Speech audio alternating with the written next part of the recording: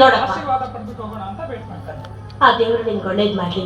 ಪರೀಕ್ಷೆ ಬರೆಯೋದಕ್ಕೆ ಅಂತ ಹೋಗ್ತಾ ಇದೀಯಾ, ಮನೆ ಕಡೆ ಗಮನನ ಬಿಟ್ಟು ಓದಿನ ಕಡೆ ಗಮನನ ಹರಿಸಿ ಪರೀಕ್ಷೆನ ಫಸ್ಟ್ ಕ್ಲಾಸ್ ಆಗಿ ಪಾಸ್ ಆಗಿ ಬರ್ಬೇಕು, ಸರಿನಾ?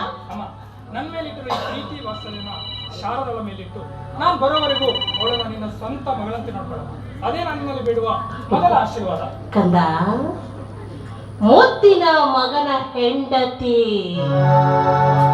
ಮುದ್ದಿನ ಸೊಸೆಯಾಗ್ತಳಿ ವಿನಃ ಅಳತೆ ಮೀರಿ ಕಾಟ ಕೊಡೋ ಅತ್ತೆ ನಾನಾಗಲ್ಲ ಕಂದ.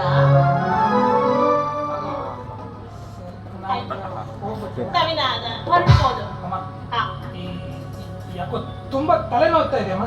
ಅಲ್ಲ, ಎಲ್ರಿಗೂ ತಲೆ ಇಲ್ಲಿರುತ್ತೆ, ನನ್ನ ಮಗನಿಗೆ ಯಾವಾಗ ಇಲ್ಲಿಗೆ ಬಂತು ಅಂತಾನೆ ಗೊತ್ತಿಲ್ಲ. ಅದೇ ಅಮ್ಮ, ಇಲ್ಲಿ ಅದೇ ಏನ್ ಮಾಡ್ಬೇಕು ಅದಕ್ಕೆ? ಸ್ವಲ್ಪ ಕಾಫಿ ತಗೊಂಡ್ ಬಾ. ಕಾಫಿನಾ? ನೋಡ್ತಾ ನಿಂತಿದ್ಯಲ್ಲ, ಕಾಫಿ ಮಾಡ್ಕೊಂಬ ನನ್ನ ಮಗನಿಗೆ. ಆಯ್ತದೆ. ಅವಳ ಕೈಯಲ್ಲಿ ಕಾಫಿ ಕುಡಿ.